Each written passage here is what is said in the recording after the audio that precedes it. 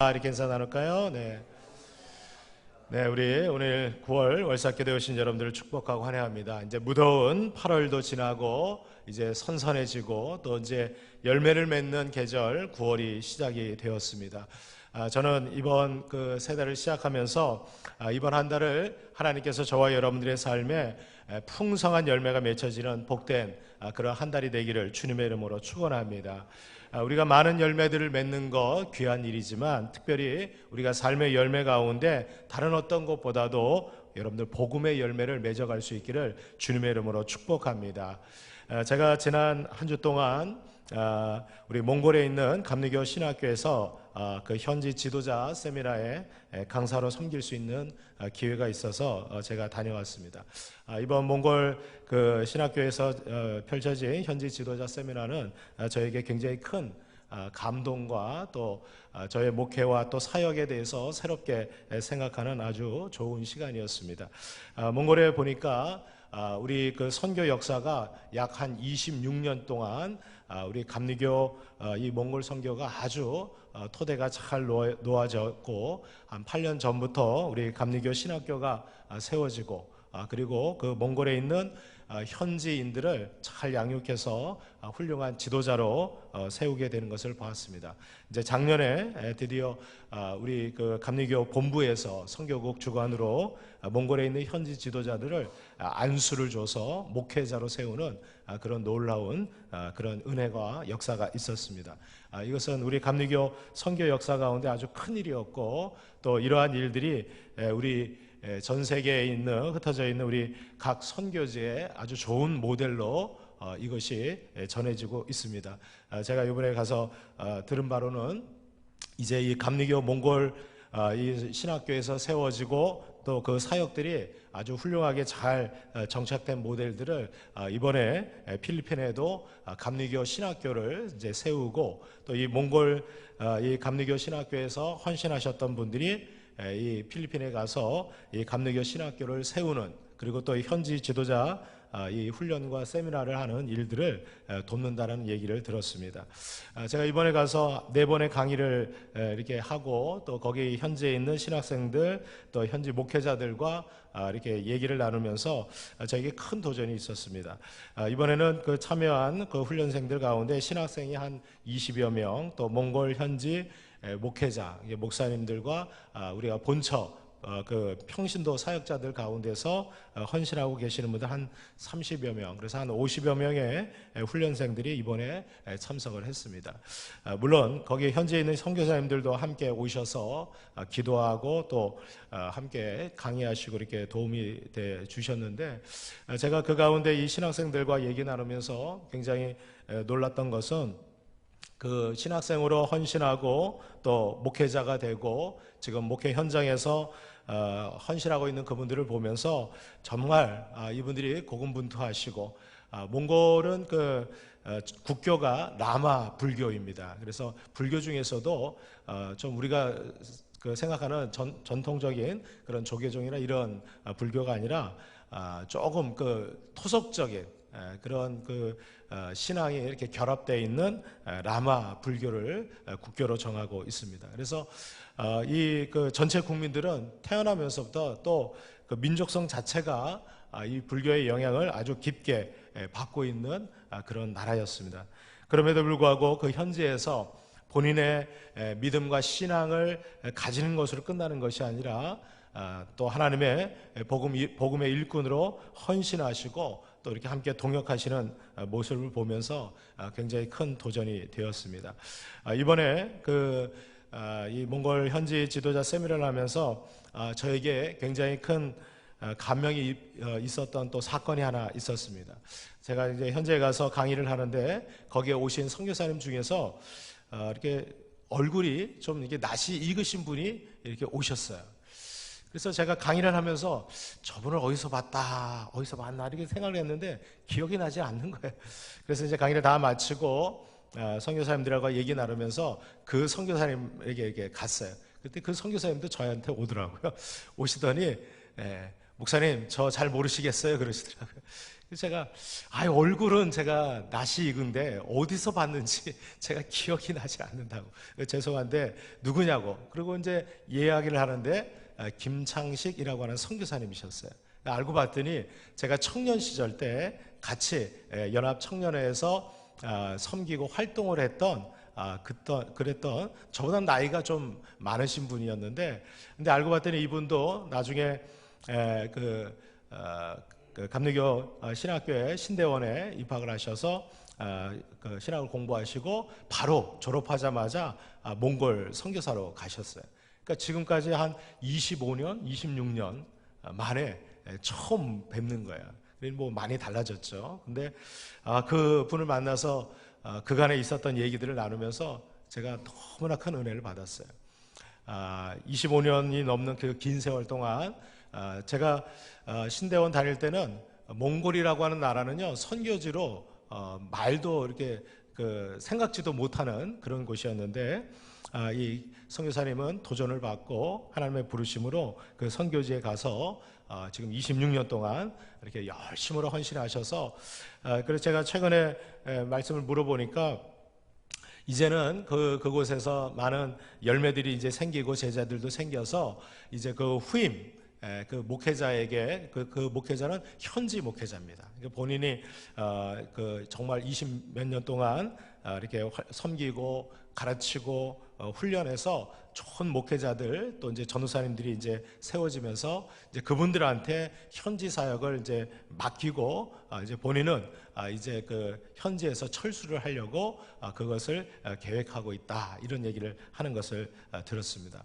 그래서 앞으로 한 3년에서 5년 정도 현지 사역자들을 잘 이렇게 훈련시키고, 그리고 그곳에서 거기서는 이양이라는 표현을 쓰더라고요. 그래서 잘 이양하고 정착할 수 있도록 든든하게 이제 선교지를 세우게 되면 이제 본인의 사명은 어느 정도 마치게 되지 않을까. 그리고 제가 여쭤봤어요. 그러면 그 다음에는 어떻게 하실 생각이십니까? 그랬더니 일단 한국으로 돌아와서 다시 준비를 하고 있다가 하나님이 이끄시는 대로 사명의 자리로 또 나가야죠, 이런 얘기를 하시는 것을 제가 들었습니다.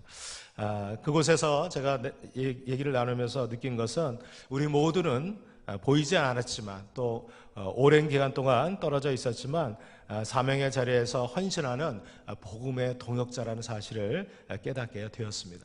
여러분들, 우리 모두도 선교사님뿐만 아니라 목회자들뿐만 아니라 우리 모두도 하나님께서는 저와 여러분들을 복음의 동역자로 불러주신 줄로 믿습니다. 저는 저와 여러분들이 우리에게 주어진 이 삶을 우리가 어떠한 모습으로 살아갈 것인가, 저는 바로 복음의 동역자에 합당한 그런 그리스도인의 모습으로 살아갈 수 있기를 주님의 이름으로 축복합니다. 오늘 우리가 함께 읽은 이 디모데후서는 사도 바울이 자신의 마지막 삶의 여정인 로마에서 감옥에 갇혀 있을 때 사랑하는 영적 아들 디모데에게 유언과 같은 심정으로 보낸 편지가 디모데 후서입니다. 오늘 본문에 보면 사도 바울은 이 디모데에게 마지막 편지를 보내면서 속히 감옥에 갇혀 있는 자신에게 이 디모데가 올 것을 요청하고 있습니다. 올 때 가죽으로 만든 성경과 또 두꺼운 외투와 또 겨울이 오기 전에 속히 와서 지금 외롭고 쓸쓸한, 그리고 이제 마지막 시간이 얼마 남지 않은 이 사도 바울에게 정말 영적인 아들 이 디모데가 와서 위로와 소망이 되어줄 것을 사도 바울은 요청을 하고 있습니다. 그러면서 사도 바울은 이 디모데에게 이제 내가 복음의 사명을 다 마치고 그리고 순교의 자리에 나아가게 될 터인데 너는 이 복음의 사명을 계속해서 이어갈 것을 이 사도 바울이 부탁을 합니다. 그리고 오늘 말씀처럼 너는 복음과 함께 고난받는 일을 두려워하거나 그리고 피하지 말고 끝까지 이 길을 걸어갈 것을 권면하고 있습니다. 저는 이 사도 바울의 이 유언과 같은 이 말씀을 통해서 저와 여러분들도 우리에게 주어진 이 남아있는 모든 삶을 복음과 함께 고난을 받을 수 있는 그런 복된 삶이 되기를 주님의 이름으로 축원합니다. 여러분들, 고난을 받는 삶은 결코 기쁘고 즐거운 일이 될 수 없겠죠. 그러나 여러분들 복음 때문에 함께 고난받는 삶은 세상의 그 어떤 삶보다도 가치가 있고 의미가 있고 또 하나님 앞에 영광스러운 삶이 되는 줄로 믿습니다. 바로 우리 주님이 이 복음 때문에 구원을 위해서 십자가의 그 모진 고난과 죽음의 자리까지 가신 것을 우리는 기억해야 될 줄로 믿습니다. 그래서 우리가 제자의 삶을 살아간다는 것은 주님이 걸어가신 그 복음과 고난의 길을 저와 여러분들도 십자가를 지고 걸어갈 때 복음과 함께 고난을 받는 삶이 되어진다는 것이죠. 자, 그렇다면 우리가 복음과 함께 고난을 받으려면 어떻게 우리가 살아가야 될까요? 그 첫 번째로 우리에게는 거짓 없는 믿음이 있어야 된다는 거예요. 여러분들 복음과 함께 고난을 받기 위해서는 무엇보다도 믿음이 있어야 돼요. 믿음. 여러분 믿음이 세상을 이기는 것이고 이 믿음이 복음을 위해서 끝까지 헌신할 수 있는 능력이 되는 거예요. 그런데 어떤 믿음이 있어야 되느냐? 거짓 없는 믿음이 있어야 돼요. 사도 바울은 디모데를 생각할 때마다 늘 기뻐하고 감사하는 고백을 합니다. 그 이유는 바로 이 디모데에게는 세상 누구에게도 없었던 거짓 없는 믿음이 있었다는 거예요. 5절 말씀해 보니까 이는 내 속에 거짓 없는 믿음이 있음을 생각함이라. 이 믿음은 먼저 내 외조모 로이스와 내 어머니 유니게 속에 있더니 내 속에도 있는 줄을 확신하노라. 여러분들 사도 바울이 수많은 복음 증거를 통해서 많은 제자들을 얻었지만 유독 이 사도 바울이 특별하게 에베소 교회의 담임자로 이 디모데를 택해서 세운 이유는 그가 연소하고 그리고 그가 아주 유약하고 여러 가지 핸디캡과 부족한 모습이 있었지만 이 디모데에게는 다른 사람에게 없는 순전한 믿음, 거짓 없는 믿음이 있었다는 거예요. 그래서 사도 바울은 이 디모데를 자신의 영적인 아들로 또 자신의 후계자로 정말 아무런 망설임 없이 세웠고 그리고 이 디모데를 위해서 목회 서신을 보내면서 그가 정말 하나님의 이 복음의 일꾼으로 잘 세워져 갈 수 있도록 이 물심양면으로 지원했던 것이 바로 사도 바울이었습니다.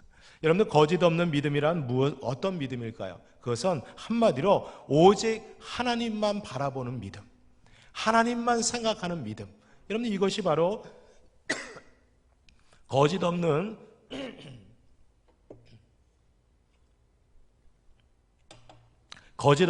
믿음이라는 것입니다.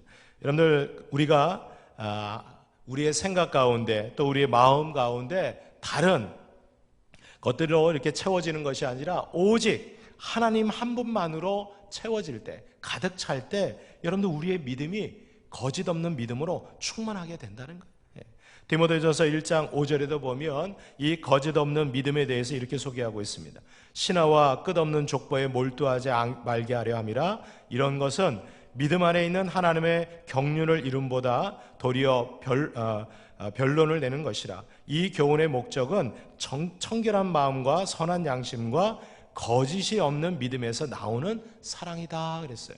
이 말은 뭐냐면 여러분 많은 그리스도인들 가운데서 신하와 끝없는 족보, 이건 뭐냐면 여러분들 율법에 보면 많은 족보들이 나오잖아요. 많은 사람들은 이 족보에 아브라함, 모세 뭐 여러 가지 그리고 그 족보에 등장하는 인물들 여기에 관심이 많은 거예요.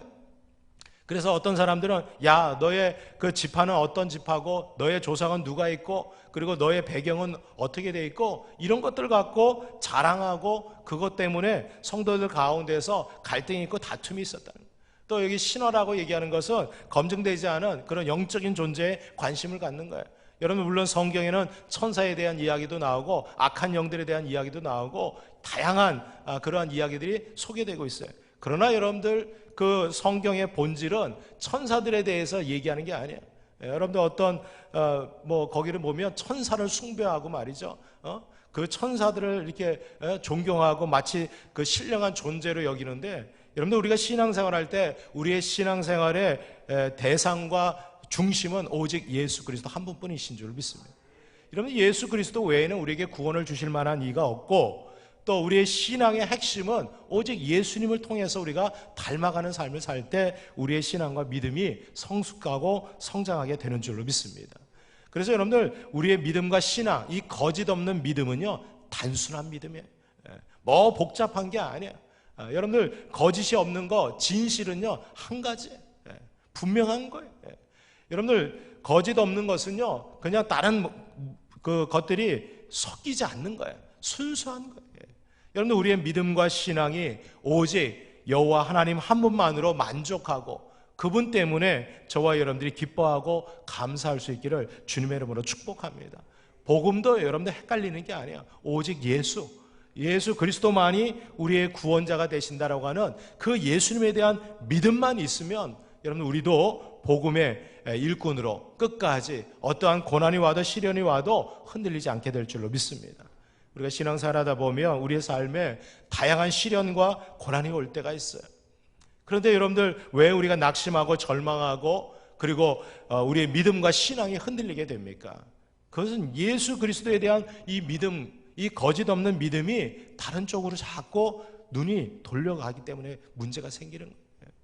제가 이번에 그 몽골 그 현지 지도자 교육을 통해서 그 선교사님을 보면서 큰 감동을 받았던 것은 26년 동안 한 자리에서 아무도 알아주지 않는 그곳에서 아마도 본인도 제가 그랬어요. 선교사님 어떤 마음으로 선교하셨습니까? 처음에 갈 때는 자기도 막막했다는 거예요. 왜 하나님이 이곳에 나를 보내주셨는지 이유도 알 수 없었고 그리고 앞으로 자신의 삶이 사역이 어떻게 펼쳐지게 될지 전혀 몰랐다는 거예요. 한 번은 그런 경우가 있었다는 거예요. 10년 동안 열심히 전도해서 가르치고 훈련해서 정말 교회의 일꾼으로 세워놨는데 정말 이 청년이 말이죠 10년 동안 가르치고 훈련해서 정말 좋은 동역자로 세워놨는데 어느 날 갑자기 도망가 버린 거예요. 자신의 유익과 또 자신의 필요를 따라서 그냥 도망가 버린 거예요. 연락도 없이. 그 상실감이 얼마나 컸는지 몰랐다. 근데 그때도 그 자리에서 어떻게 그 위기를 극복했느냐. 이 사람이 내가 믿었던 사람이 떠났지만 내가 이 사람을 의지하지 말고 하나님 의지하고 하나님만 바라보도록 하나님께서 나를 다시금 깨닫게 하시는구나. 그래서 다시 하나님 바라봤다는 거예요. 사람에게 의지하고 사람에게 소망 두는 것이 아니라 하나님 바라보니까 또 그 자리에서 또 씨를 뿌리고 또 전도하고 또 영혼을 위해서 헌신할 수 있었다는 거예요. 지금은 아주 풍성한 열매들이 맺혀서 귀한 사역자들이 많이 동역자들이 생겨지고 그 동역자들 가운데서 자신의 삶을 헌신해서 하나님의 일꾼으로 전적인 헌신을 하는 자들이 생겨나게 되었다는 거예요. 이제는 그들에게 이 사역을 이양하고 자신이 이제는 물러나도 이 사역이 더 풍성하게 세워질 그런 기대감이 생겼다는 거예요. 여러분 그렇습니다. 우리에게 거짓 없는 믿음, 오직 여호와 하나님만 바라볼 수 있는 그 믿음이 저와 여러분들에게 있기를 주님의 이름으로 축원합니다. 두 번째로 우리가 복음과 함께 고난을 받으려면 하나님의 은사가 있어야 된다는 겁니다. 여러분 오늘 6절에 보면 왜 사도 바울은 그렇게 디모데가 자신에게 오기를 기다렸을까요? 그것은 바로 이 디모데를 축복하기 위함이었어요.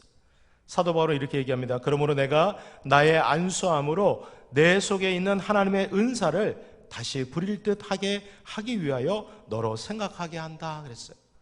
사도 바울은 이 디모데에게 있는 하나님의 은사가 더 부릴 듯 일어나서 연약하고 또 인간적으로 볼 때는 부족함이 많았던 디모데였지만 그가 하나님의 귀한 복음의 사역자로 이 사명을 감당할 수 있도록 이 사도 바울은 축복하고 싶은 거예요.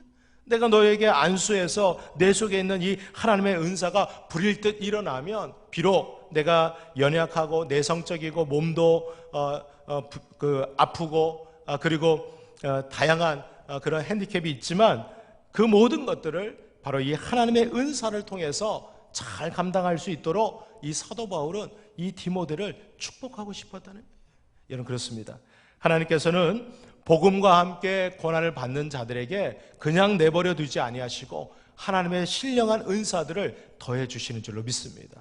또 우리에게 이미 주신 그 은사들을 다시 부릴 듯 일어나게 하셔서 하나님의 귀한 사명자로 살아갈 수 있도록 우리와 함께 주시는 줄로 믿습니다. 표준 세번역으로 디모데전서 1장 7절에 있는 말씀을 보니까 하나님께서는 우리에게 비겁한 영을 주신 것이 아니라 능력과 사랑과 절제의 영을 주셨다 그랬어요. 우리 개정판에는 마음으로 표현되어 있지만 이것은 하나님이 우리에게 주신 성령의 은사들이라는 거예요. 여러분들 하나님께서 우리에게 주신 것은 비겁한 영이 아니에요. 여러분들 두려워하고 피하고 그것은 여러분 악한 영들이 우리를 미혹시키는 거예요. 성령께서 우리에게 주시는 것은 능력과 사랑과 절제의 영이라는 거예요. 그래서 비록 우리의 삶의 현장에 이 복음과 함께 우리가 고난의 길을 걸어간다고 할지라도 하나님께서는 능히 그것을 감당할 수 있는 성령의 은사들을 오늘도 우리에게 주시는 줄로 믿습니다. 여러분들 혹시 내가 이 복음과 함께 신앙생활하면서 낙심하신 분들이 있습니까? 삶의 여러 가지 문제로 인해서 위축되고 소망이 잃어버리신 분들이 있어요? 여러분들 다시금 하나님 앞에 하나님의 은사를 구할 수 있기를 주님의 이름으로 축복합니다. 제가 이번에 몬골 신학교에 가서 강의한 것 중에 하나가 하나님께서 우리에게 주신 이 은사로 사역하는 그 사역에 대해서 같이 나눴어요. 그 현지 그 신학생들과 전도사님들 또 목사님들이 강의가 끝나고 이렇게 막 오시더라고요. 얼마나 열정이 있으신지, 어떻게 하면 우리가 은사를 개발할 수 있는지, 그리고 나에게 주신 은사들을 어떻게 발견하고 그것을 더 효과적으로 사역할 수 있는지, 내가 지금 사역하고 있는 이 일들이 정말 하나님이 나에게 주신 사명인지 너무 열정적으로 물어보시더라고요. 그리고 필요한 것들을 막 이렇게 요구하시더라고요. 그래서 제가 필요한 자료들을 제가 보내드리겠습니다. 그리고 제 이메일 주소하고 연락처를 알려드리고 또 필요한 그 정보들을 갖다가 잠깐 모아서 우리 선교사님들한테 전달해 드리고 왔어요. 제가 그거 보면서 그렇다. 우리가 사역을 감당하고 하나님의 이 복음을 위해서 살아갈 때 내 힘과 내 능력으로 살아가는 것이 아니에요. 제가 거기서 보니까 아주 탁월하게 사역하고 있는 현지 그 사역자를 봤는데요. 이분은요, 그 환경이나 조건은 너무나 보잘것없어. 너무나 가난한 곳에서 지내시는 분이에요. 그런데요, 그 삶의 사역의 열매가 얼마나 풍성하게 넘치는지 알고 봤더니 그분에게 주시는 하나님의 은사가 있더라고요. 사랑의 은사를 주셨어요. 그 어린아이들을 보면 이분이 진짜 몽골에서는 교육을 잘 안 시키거든요. 왜냐면 뭐 양치고 거기는 그 유목 생활을 많이 하니까 그런 거 하려면 학교 다니는 것을 오히려 부모들이 싫어한다는 거예요. 배우면 뭔가 알면 그 도시로 나가서 직장 다니기를 원하지, 이거 뭐 양치고 이런 거 안 하려고 한다는 거예요. 그래서 일부러 교육을 안 시킨대요. 그런데 그런 아이들을 보면 그 목사님, 여자 목사님인데 마음이 너무 아프다는 거예요. 그래서 어떻게든지 그 아이들을 돕기 위해서 그 부모들에게 대가를 주고, 자기가 일을 해가지고 말이죠, 대가를 지불하고 대신 그 아이를 갖다가 교회에 와서 공부할 수 있도록, 뭐 공부가 다른 게 있겠어요? 성경 가르치는 거죠. 그 공부할 수 있도록 이 아이를 데려오는 거예요. 그 아이들을 데려오려면 본인이 어떻게 해요? 열심히 일해가지고 돈을 갖다가 그 부모에게 줘야지만 아이들을 보내준다는 거예요. 그렇게 해서 그 아이들을 사랑하는 마음으로 하는데, 개척한 지 3년밖에 되지 않은 그 교회에 아이들이 막 넘쳐나는 거예요. 여러분, 그렇습니다. 하나님의 사역은요, 은사로 하는 거예요. 내 능력으로, 내 경험으로, 내 지식으로 하는 것이 아니에요. 여러분, 우리도 마찬가지예요. 우리가 이 땅에서 복음과 함께 고난을 받는 그리스도인으로 살아가기 위해서는 여러분, 하나님의 은사가 저와 여러분들에게 풍성하게 일어날 수 있기를 주님의 이름으로 축복합니다. 마지막 세 번째로, 우리가 복음과 함께 고난을 받으려면 복음을 부끄러워하지 말아야 된다. 오늘 8절에 보면, 그러므로 너는 내가 우리 주를 증언함과 또는 주를 위하여 갇힌 자 된 나를 부끄러워하지 말고 오직 하나님의 능력을 따라 복음과 함께 고난을 받으라 그랬어요. 여러분들, 우리가 때로는 신앙생활 하다 보면 우리가 그리스도인이라는 것 자체가 창피하고 부끄러울 때가 있어요. 최근에 그 시사 드라마 저도 이렇게 보니까 너무나 부끄러워요. 근데 다행인 것은, 이걸 다행이라고 얘기할지 모르겠지만, 여러분들 그 교회가 이단으로, 우리 한국 기독교에서는 이단으로 이렇게 판명된 그런 교회인데, 근데 여러분들 세상 사람들은 그게 이단인지 정통교회인지 구분이 안 가죠. 교회고 목사라고 하니까 다 똑같은 사람으로 여기잖아요. 제가 그 인터넷 기사를 보고 거기에 댓글 달린 걸 보면서 마음이 너무 상심이 되는 거예요. 야, 이러한 사람들이 있구나.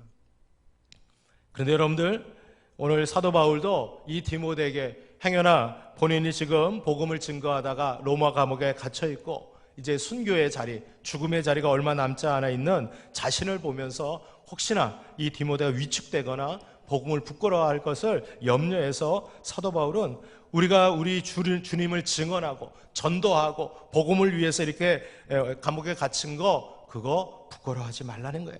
오직 하나님의 능력을 따라서 복음과 함께 고난을 받으라는 거예요. 요즘은요, 전도가 안 된다라고 하는 그런 시대입니다. 그러나 저는 그 말은 사단의 속삭임이라고 저는 생각해요. 여러분들, 전도가 안 될수록 더 전도해야 되는 거예요. 왜? 복음을 부끄러워하면 여러분들, 누가 이 복음을 통해서 구원을 받는 그런 귀한 역사가 나타날 수 있겠습니까? 여러분들, 예수님이 부활하시고 승천하신 이후에 지금까지 2000년 동안 단 한 번도 복음을 전할 때 좋은 때는 없었어요. 여러분들, 복음을 전하는 것은 항상 방해가 있었고 도전이 있었어요. 왜 그렇습니까? 이 전도하는 일을 통해서 영혼이 구원되고 하나님 나라가 이루어지는 위대한 역사가 이루어지기 때문에 사단은 끊임없이 전도하고 복음을 증거하는 것을 방해하고 회방하고, 그리고 이 복음 전도자들을 핍박하고 감옥에 넣고 죽이는 일들을 지금까지도 하고 있다는 거예요. 여러분들, 우리가 복음을 전하는 일을 감당할 때는 반드시 고난이 따라오게 돼 있어요. 거기에는 심각한 박해가 따라오게 되어 있어요. 그러니까 우리가 제대로 신앙생활하면 여러분들, 거기에는 반드시 고난이 있다는 거예요. 우리가 정말 복음에 합당한 삶을 살게 되면 거기에는요, 만사 형통하는 것이 아니라 반드시 고난이 오고 마음이 상하고, 그리고 우리 삶에서 피해를 보는 일들이 반드시 있다는 거예요. 사도 바울이 그랬고 성경에 나타나 있는 수많은 복음 전도자들이 이와 같은 삶을 살았다는 거예요. 여러분들, 선지자들 중에서, 예언자들 중에서 여러분들 복음 때문에 고난받지 않는 사람이 어디 있어요? 여러분들, 복음 때문에 형통하고 그리고 복음 때문에 세상에서 호의호식하고 살았던 사람이 누가 있겠어요? 여러분들, 예수님도 이 복음 때문에 고난당하시고 죽음의 자리까지 가신 거예요.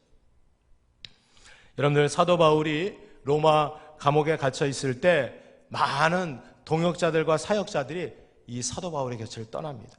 디모데후서 4장 9절로 11절까지 보면 데마라고 하는 사람이 소개가 되고 있어요. 이 데마는 이 세상을 사랑하여 나를 버리고 데살로니가로 갔다고 이 사도 바울이 증언하고 있습니다.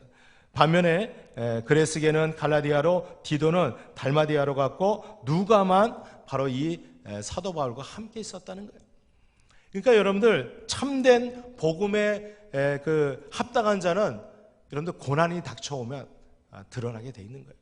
여러분들, 우리의 신앙과 믿음도 교회에 여러분들 어려움이 닥쳐오면 그 믿음과 신앙이 진짜인지 가짜인지 딱 드러나게 돼 있어요. 데마와 같은 사람은 그동안 이 사도 바울을 따라다니면서 복음의 동역자로 일한다고 했지만 결국은 사도 바울이 감옥에 갇히니까 이제는 안 되겠다. 그리고 세상을 사랑해서 어떻게 해요?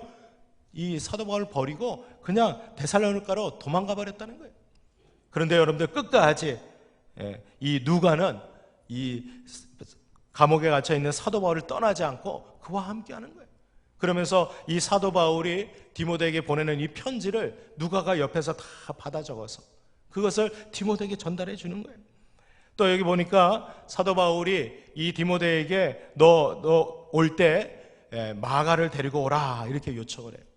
여러분들, 이 마가가 누굽니까? 실제로 이 마가는 마가 요한입니다. 바로 바나바의 조카였던 사람이죠. 근데 이 마가 요한은요, 이 사도 바울과 바나바가 1차 선교 여행을 할 때 같이 따라갔던 사람이 마가 요한이었어요.